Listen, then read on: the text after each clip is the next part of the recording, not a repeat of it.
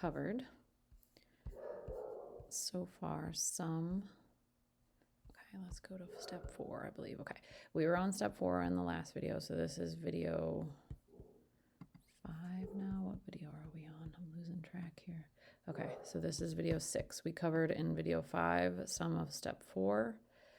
I did not go into detail in all of this. First off, that would probably take a while. Second off, I did not follow this word for word. I took this as, hey, if the website is styled differently, then obviously you're not going to need all of this. If you don't really want to code your own portfolio, then I would advise following the directions word for word. That way it basically will create like a prefab website. We did go through some of the CSS. I did not actually, okay, where's that at? Okay, so step 5 had to do with the style sheet and attaching the style sheet. So when we are working in CodePen, remember that this is a style sheet right here, the CSS style sheet. This is the HTML. They are connected right now because CodePen does that for you. So we haven't physically connected them yet. We're going to do that in this video next. So what we're going to cover in this video is more of the steps that we skipped before. We've done that for the most part. We are going to cover setting up your file structure. We are going to cover the GitHub. A little bit. That's all GitHub. I am not going to publish it to pages though. We're just going to do pushes and saves and commits and stuff to the GitHub let's see if I can talk. GitHub Repo, and I'm going to show you a little bit about CSS and how that works. All right, so this is my process. I'm not saying that this is like 100% the way you should do it, but when I am going to use GitHub, I go to github.com. I start here. I'm going to start here. So I hit new, and we're going to do, that's a new repository. That's basically what we're doing right now is just saving a folder, a place for your code to go on the internet, away from your computer, completely separate, like up in the cloud and in the ether, if you will. So we're going to put challenge 17 tutorial. That's what I'm going to call this one. I am creating a repo to use as a tutorial for a video I am making to help for class. Okay, so public, and then I need to add a README file. I always click that even if I don't have anything on it. It seems like that's a fairly standard practice in the GitHub world, so then I'm going to click create repository. Okay, so I have a folder. Pretend this is just a fancy schmancy folder for now, living up on the internet, up in the cloud, if you will. There's nothing in it yet other than my README file that I created. I could click on it and nothing happens. Usually I thought maybe it would come up with a blank document, but it didn't. Okay, it just has the name of it, and then it shows that I did a commit or a save. It has a special code. This is the pretty powerful, cool thing about GitHub are these commits. We won't go all the way into that tonight, but I'm going to note that I called it challenge 17 tutorial. Okay, and then I am going to go into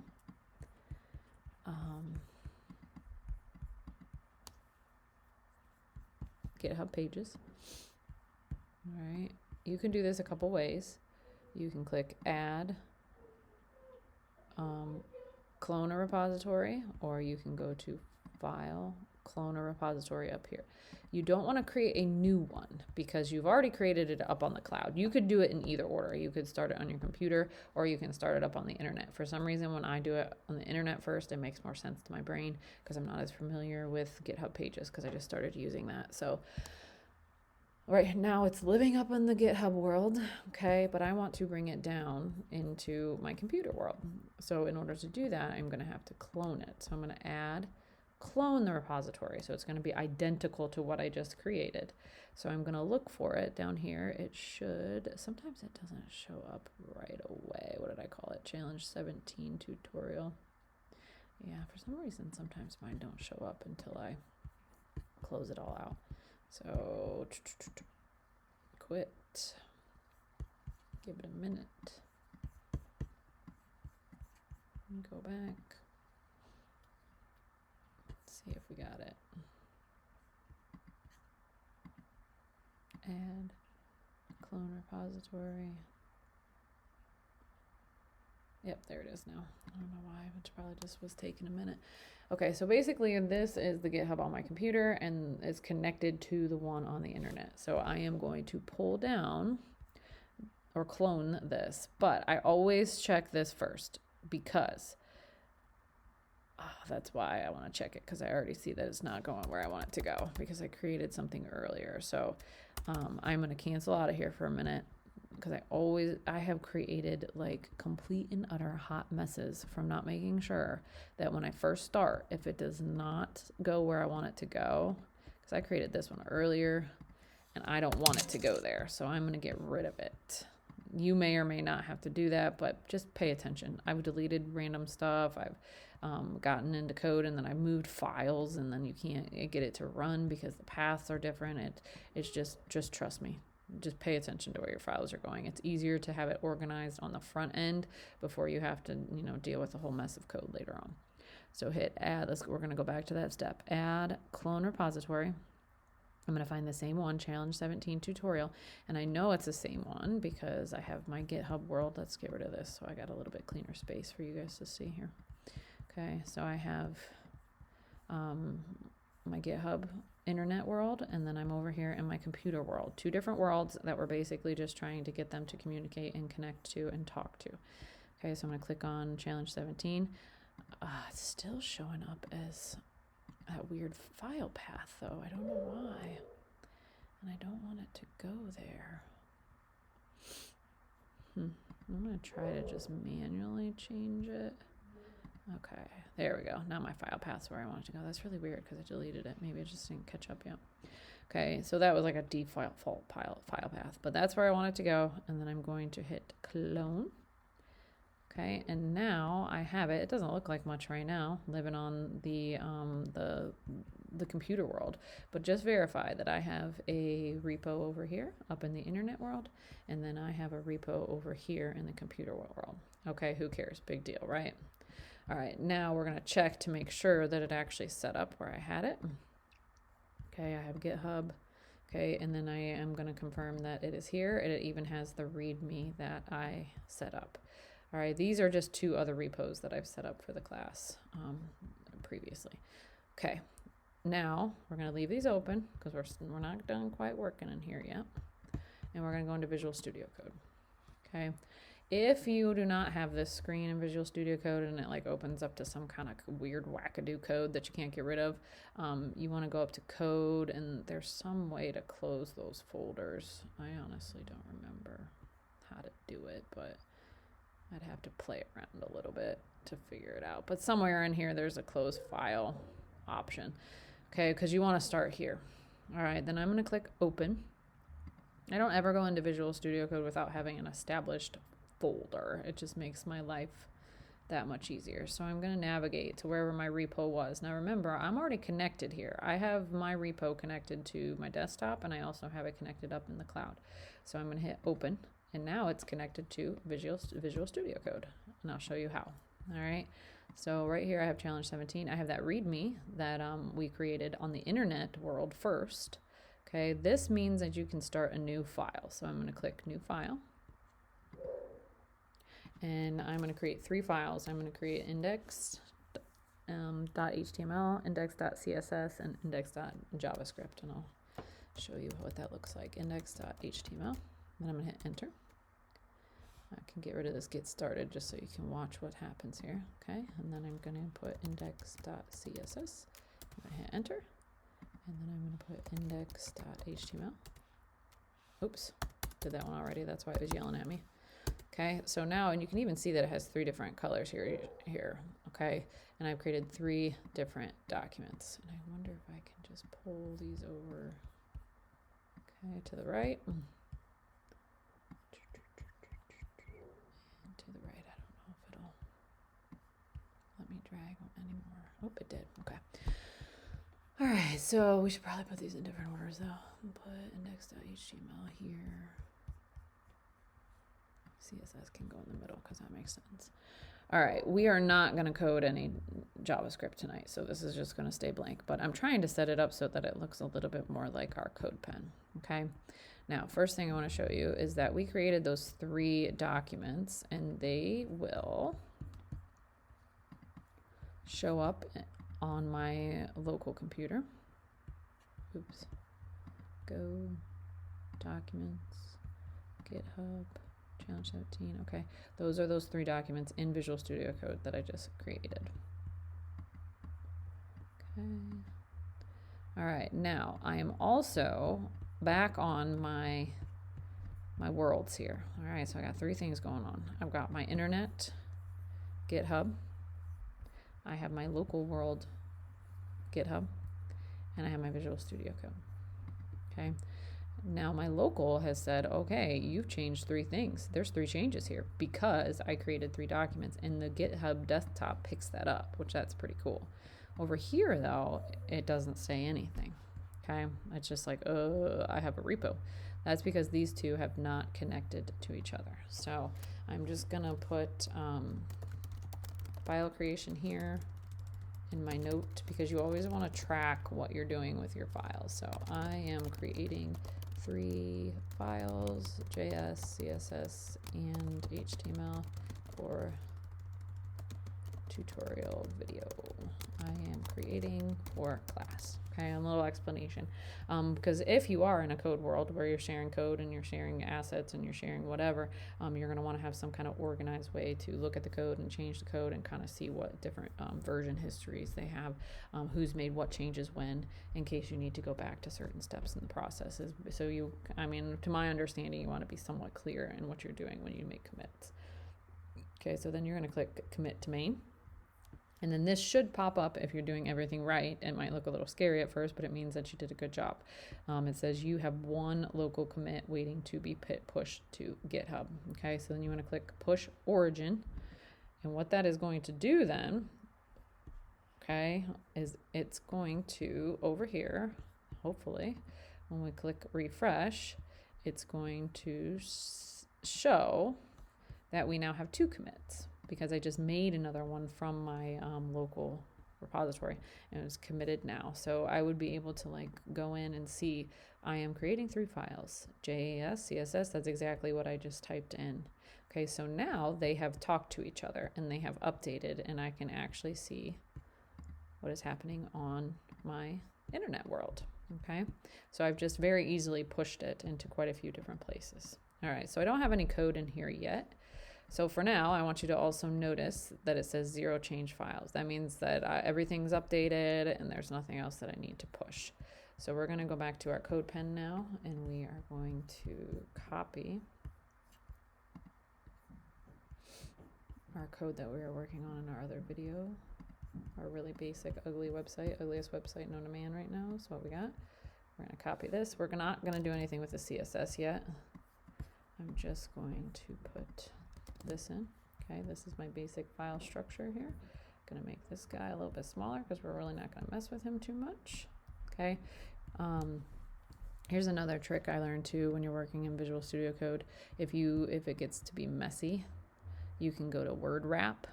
That way, if you do have a lot of long text, it won't run like, you know, to Timbuktu all the way off to the right. It'll help you stay a little bit organized when you're coding.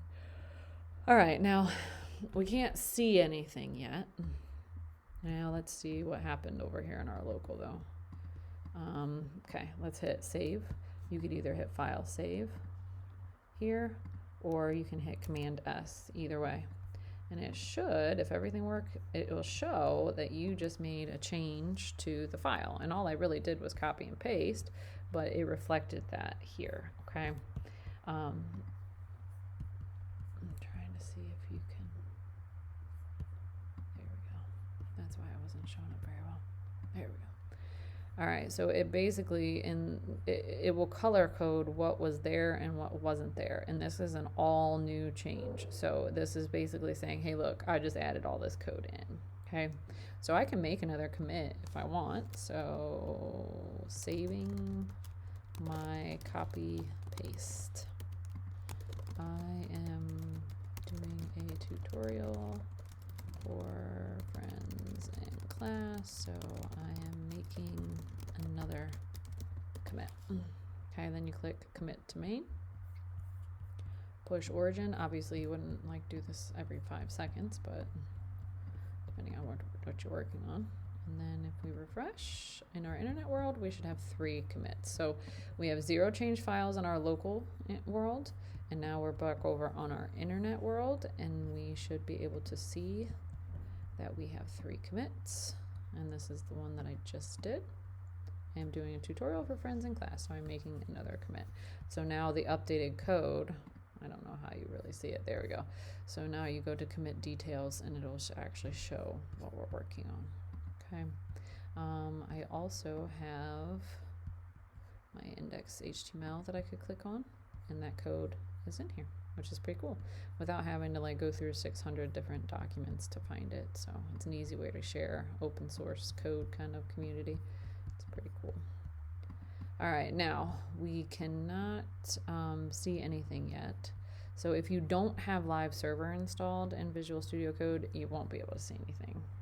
So you're going to want to go to, I mean, I'm sure there's other ways to do it, but I already have my live server installed, but you would just type in live server, hit enter, and then it'll give you a whole bunch of different extensions that you can install, and you want this one by Ritwick Day. Okay, so I've saved it already, and then I am going to, you can either go down here and go live, I'm pretty sure that works, but I always do Command L, Command O on a Mac, and it will pop up for me. And this is what we had in CodePen. So this is so far our code. So we have a lot of boxes in here, but really we can't see a lot of them, but our elements are showing up on the page. They are not styled yet. So let's pretend that we do the same thing. Okay, so I want to style them. Awesome. I'm going to take all of my styling code from my really ugly website. I'm going to copy my CSS. I'm going to put it in here. Okay, and I'm going to save it. That should reflect in my local. Oh, look, I just made changes. I just added more code. So I could push that up to the GitHub, but I'm not going to do that right this second. Okay, but I could if I wanted to. All right, so I have my CSS. I have my HTML that I started in CodePen. I've saved everything. Okay, so I should be able to see my live.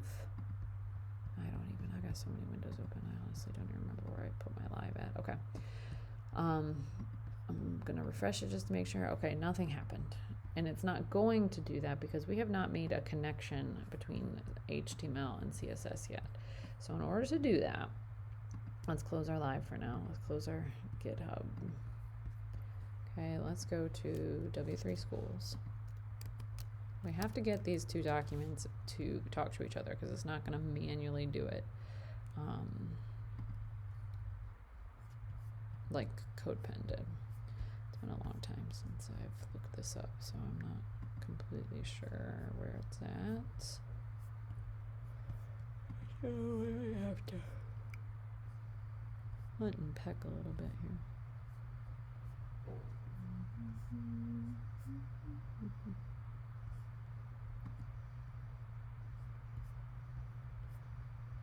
Okay, I'm just gonna do it manually from memory. I was trying to show you guys like where I found it, but I'll have to go and look at this. And oh, you know what? We could look here.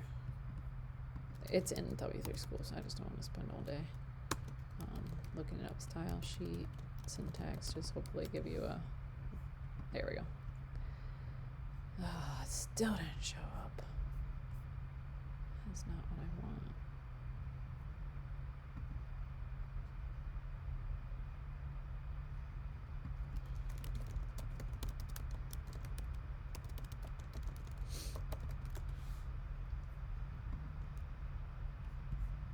Okay, this is what I want. All right. So where was that at? So it was at how to, maybe? I don't know. All right, so what I want to show you is there's different ways that you could put styling and connect it to an HTML. This shows that there's 3 different ways: external CSS, internal CSS, or inline CSS. So external is what we're actually dealing with, but just so you know, if you keep scrolling down, there's an internal way to actually set style tags that would do a lot of the same thing, or you can do inline styling. We have not done any of this in class, so I'm not even going to talk about that, but you just know that you can read it there if you want to. But this is what we need, okay? In order to get your style sheet and your HTML, or your CSS and your HTML to talk to each other, you're going to need a link. And I don't know if you remember, but our little Mr. Link guy that we were talking about here. Okay, I said that the reason that those 2 things are not showing up any of the changes is because the HTML is not linked to the CSS quite yet. These are 2 separate teams trying to build a laundromat, and if they don't talk to each other, then they're not going to know what the other one is doing. So they use this guy called link, and they use this envelope called I call her classy, but she's a messenger envelope. If you don't quite know what I'm talking about, you're going to want to watch my other videos in my series on my YouTube playlist, because I go and explain a lot more about these characters. So if it's something you're interested in, then please check it out.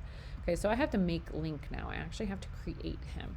And in order to do that, I am going to use this syntax here that I was hunting and pecking for.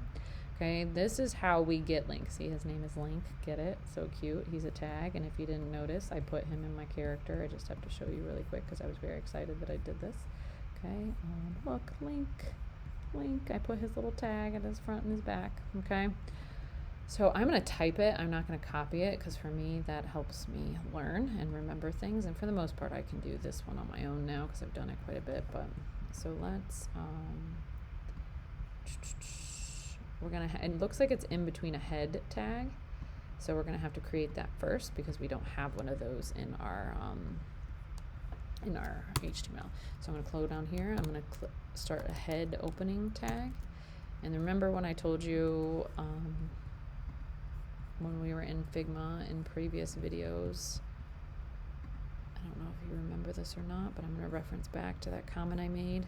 Okay, so we were here, this is where we're heading for the assignment, and I said, now don't get thrown off because this is a header tag within our website, but you can also put stuff in between here if you choose, and this head tag was the one that I was kind of alluding to. So we're actually putting something here now.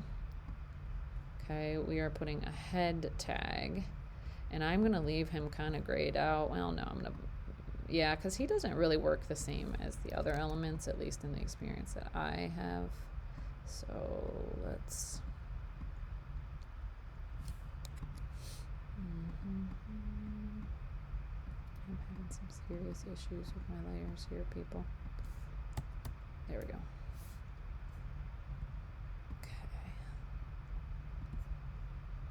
Always organize your layers because that's the number one reason that happens, because your layers are a hot mess and mine are a hot mess right now.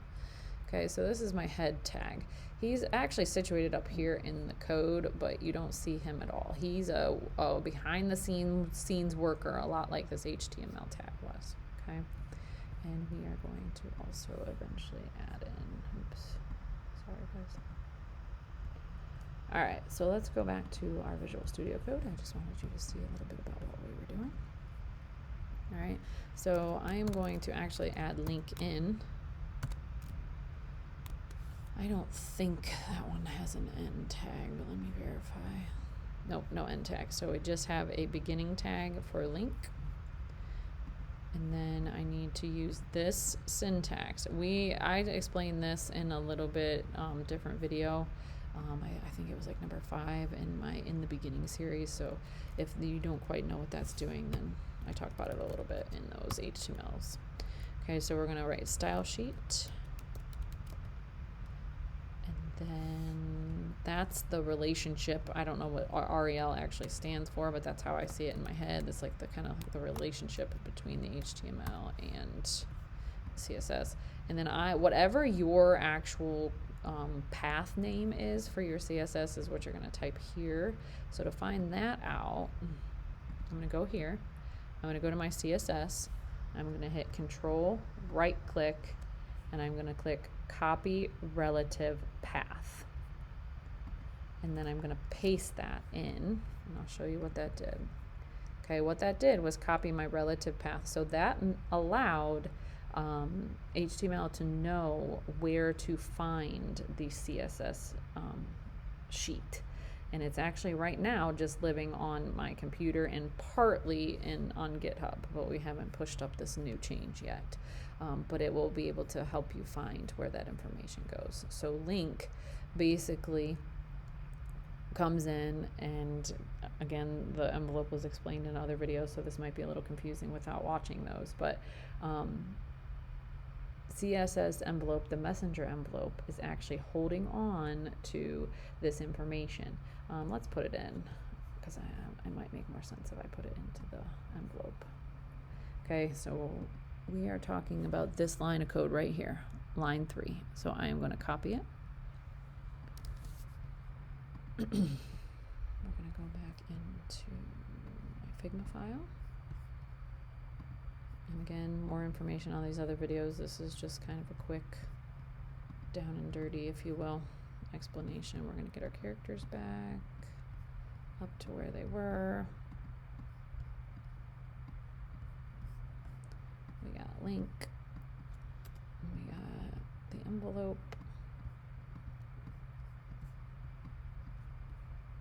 I'm going to get rid of our CSS from earlier, and I'm going to show you, okay, so this is the same that I was just doing. So we have a couple things happening here. Oh, but we want to put it up in the HTML because that's where it's starting. I typed that into the HTML document. Okay, so we have Mr. Architect's tags here. Get my pen out.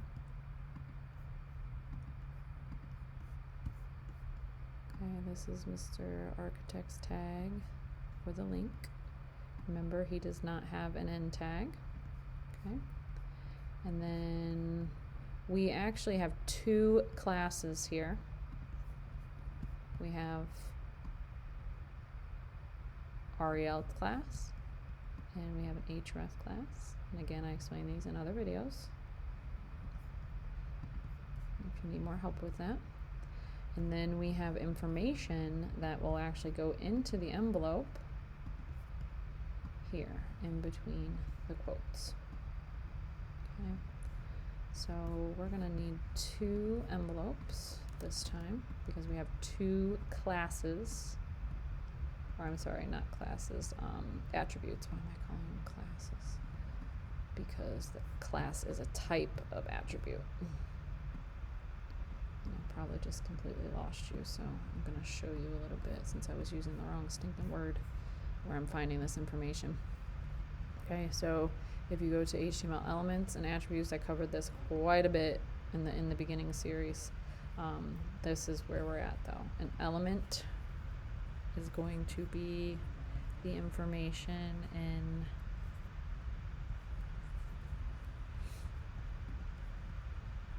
here we go. So the red is going to be our attribute.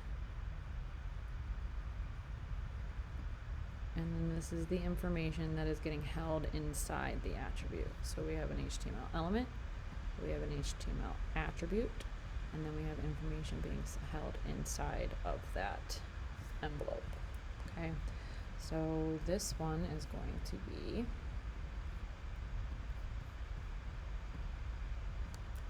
REL.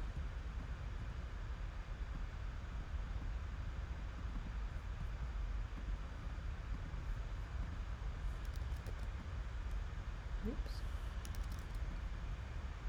And this one is going to be href. So those are the attribute names, or the names of the attributes. So if you go here, you will be able to find what I'm talking about. Okay. Or watch one of those other videos and it'll help. All right, and then inside of the envelope this time, we actually have things in the envelope this time. We have style sheet, and we're going to make this kind of small so it fits inside our envelope. And then we have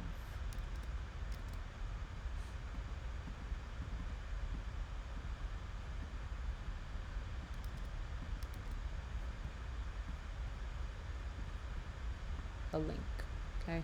We are only going to concern ourselves with the link right now because I don't want to overcomplicate things, but just know that this is for another conversation, okay? We are just going to focus on this conversation because this is the conversation that we're going to have between HTML and CSS. So our code starts in HTML. We're going to set up this link. It's going to be placed into an attribute envelope. It is going to then connect through link and then tell Mrs. CSS Decorator that she's on. That's basically all that particular tag does. It says, hey, Mrs. CSS Decorator, we are now going to be using this style sheet called index.css, and it's going to have a whole bunch of information for you that you can use to help your team do what they need to do in that style sheet. Okay, that's all that it is. You don't need to do anything else with any of the other characters because it's just a communication piece letting Mrs. CSS Decorator know that she is ready to work. Okay, so we're going to close that down. My computer is like on overload right now, so I'm going to have to close some of these out eventually. All right, so theoretically, if we've done everything right, when I go back to live server, which I don't know if I have that open anymore, I've been through so many, no. All right, so I'm going to save it, and then I'm going to open my live server with Command L, okay. So now I know that everything worked because my styling has now come into play. If something breaks, like say I misspell that, and I save it again, and I go back into live server, oh gosh, then all of a sudden my styling is gone. That's because that envelope didn't make it. The envelope didn't get connected. The information did not get sent between HTML and CSS. So if it's not being styled, that's one thing you definitely can check that your links are linked up right. So there we go. Now it's back. Okay. So I'm going to close that out. Again, we're still back at like a really, really ugly website. But I want to show you that now we have also, we should see a lot of changes. Okay, it says we have changes in CSS and we also have changes in HTML. So I'm going to add style sheet. I am saving the style sheet. I'm still videoing. Okay.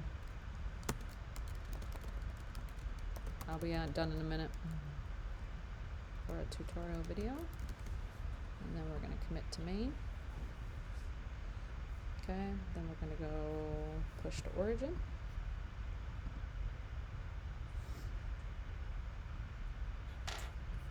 And it should, if I can remember where I put my GitHub, which I don't. Okay, so that should be saved to our local, our computer. Now we need to check GitHub to make sure that everything changed there, and we're in challenge 17 tutorial. And I have 4 commits now. I can check the log, and it looks like my change is good to go. All right, so that really honestly should get you through a big part of that assignment. I know the website is not nearly what what it should be at this point, but I think that was the essence of challenge 17, was just trying to figure out how to set these things up in style. We did not get into actually moving things around, using margin, using padding, using transitions, using transformations, any of those fancier ways. We've just created a pretty basic website, but that should be enough to get you started.